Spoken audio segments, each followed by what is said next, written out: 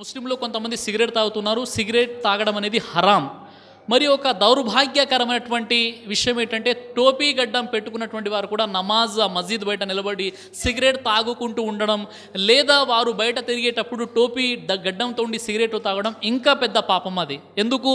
ఒక ముస్లిం సమాజానికి ఒక పెద్ద చెడ్డ పేరు కలగడానికి వారు పరోక్షంగా వారు సహకరిస్తున్నారు. ఈ విషయాన్ని చూసినట్లయితే సిగరెట్ అనేది వాస్తవంగా ఖురాన్లో ఎక్కడైనా ఎవరైనా అడిగారనుకోండి, ఖురాన్లో ఎక్కడైనా సిగరెట్ తాగకూడదని ఉందండి అంటే ఖురాన్లో ఎక్కడ కూడా బీర్ తాగకూడదు అని బీర్ పేరు లేదు. ఖురాన్లో కళ్ళు తాగకూడదు అని లేదు. ఖురాన్లో విస్కీ తాగకూడదు అనేటటువంటి విస్కీ, బీర్, కళ్ళు, సిగరెట్, గుట్కా, జర్దా, పాన్, మసాలా, 1000 వీటి పేర్లు ఖురాన్లో లేవండి. వీటి పేర్లు ఖురాన్లో లేవు. ఖురాన్లో సూరే మాయిదా సూరా నంబర్ 5 ఆయత్ నంబర్ 90లో అల్లాహ్ సుబ్హానహు వ తఆలా మత్తు కలిగించే ఖమ్ర్ అన్నాడు.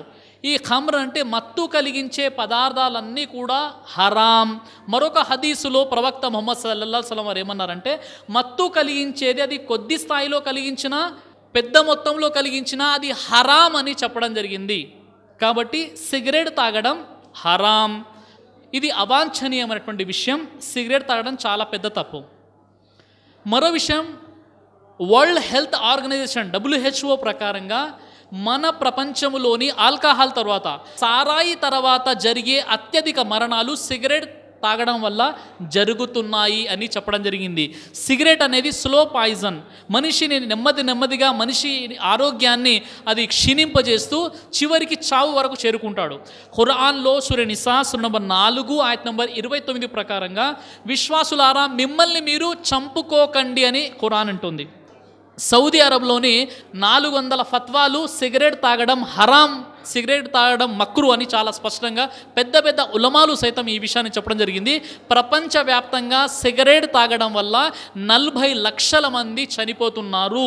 ఒకవేళ సిగరెట్ తాగుతూ అతని యొక్క కాలేయం పాడైపోయి, లివర్ పాడైపోయి అతనికి గుండె జబ్బు వచ్చి చనిపోయినట్లయితే అతడు సూసైడ్ చేసుకున్న దానితో సమానం. కాబట్టి సిగరెట్ హరాం. మరో విషయం ఏంటి? ఇది దుబారా ఖర్చు చేసేవాడు శైతాన్ సోదరుడని ఖురాన్లో ఉంది. కాబట్టి సిగరెట్ తాగకూడదు.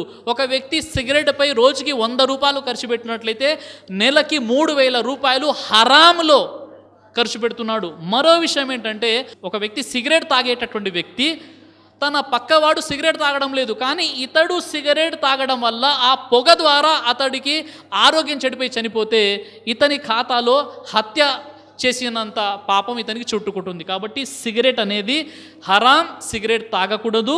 అదేవిధంగా ఒక విచారకరమైనటువంటి విషయం ఏంటంటే కొంతమంది సోదరులు ఎవరైతే గడ్డం పెట్టుకొని టోపీ పెట్టుకొని సిగరెట్ తాగుతూ కనిపిస్తుంటారో, నౌజ్ బిల్లా, అల్లా వారికి హిదాయత్ ఇవ్వుగాక. సోదరులారా, మీరు ముందు సిగరెట్ తాగకండి, టోపీ గడ్డం పెట్టుకుని అసలే సిగరెట్ తాగకండి.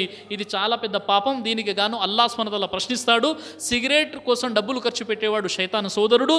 సిగరెట్ తాగుతూ తమ ప్రాణాలను తీసుకున్నటువంటి వాడు ఆ హరాంలో అతని యొక్క చావు సంభవిస్తుంది. కాబట్టి సంక్షిప్తంగా మీ ప్రశ్నకు జవాబు దొరుకుతుందని ఆశిస్తున్నాను.